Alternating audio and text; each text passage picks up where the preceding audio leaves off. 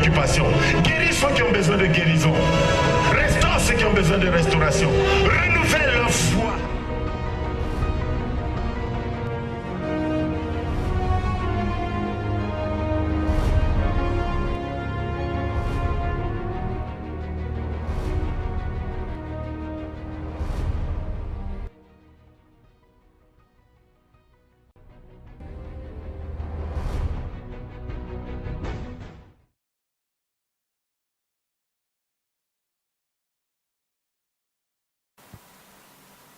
Nous allons prendre 1 Samuel chapitre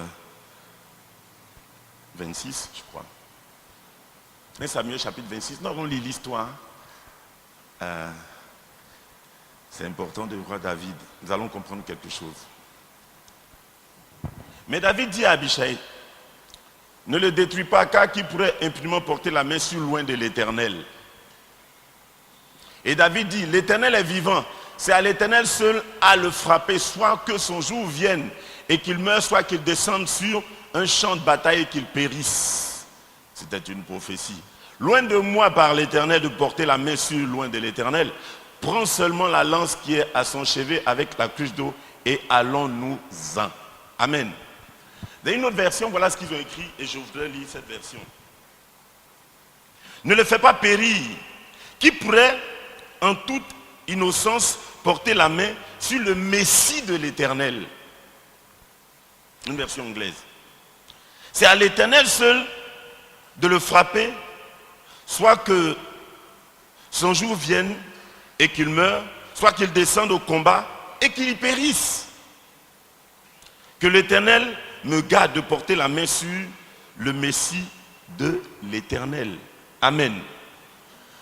C'est l'histoire de David qui était constamment poursuivi par Saül qui voulait le détruire, le tuer. Parce que Saül avait compris que David était le futur roi. Mais mieux, quand il s'est agi d'honorer cette victoire que Dieu avait permise en Israël, Goliath avait été battu, les femmes ont chanté, David en a tué, non, Saül en a tué 1000, David en a tué 10 000. Cet écart qui a été créé, ça a suscité la jalousie dans le cœur de... Le peuple de Dieu dans l'église peut susciter un type de jalousie entre les pasteurs.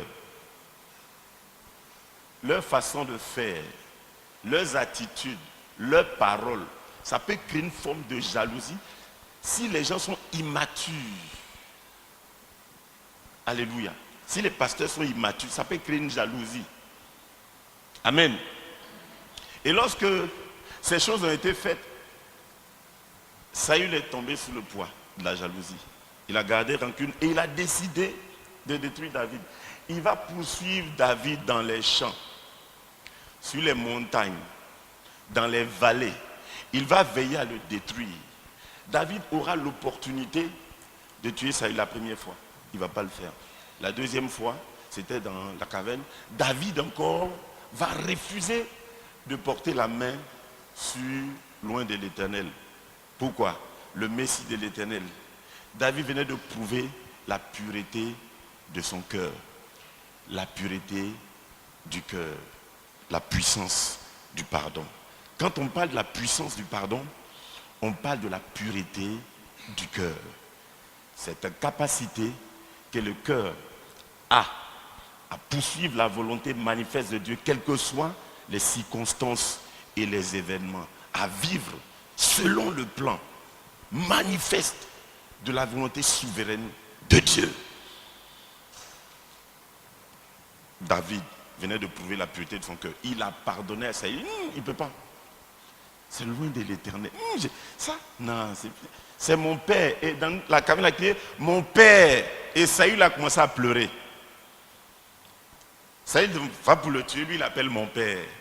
Il n'a rien dans son cœur contre lui. J'imagine combien de personnes ici, dans la situation de David, auraient réagi. Qu'est-ce que ces personnes auraient fait?